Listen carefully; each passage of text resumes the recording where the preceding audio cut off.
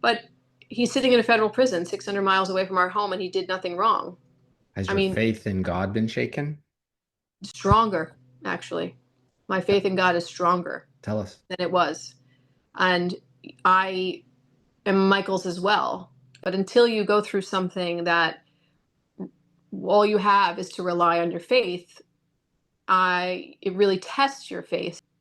It really tests your faith. So in the Catholic religion, it's about, these challenges are given to you as almost as gifts in a way that God feels that you're strong enough to handle this, and you have a responsibility to carry the cross for others, for yourself, to be a beacon of hope for others, and get through it.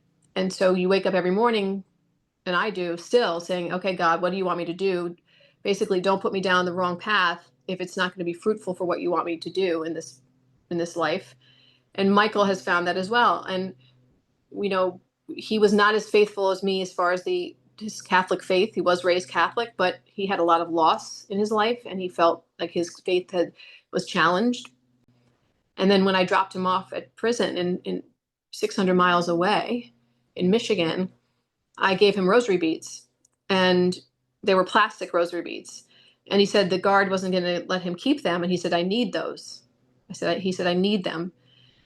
And I said to Mike, I said, "Do you realize where those rosary beads came from?" He goes, "No." I said, "Those are the rosary beads that were given to me when our first son was born in the hospital." And he said there was something about them that felt I was very connected to. So he's been really, we don't have communication that much.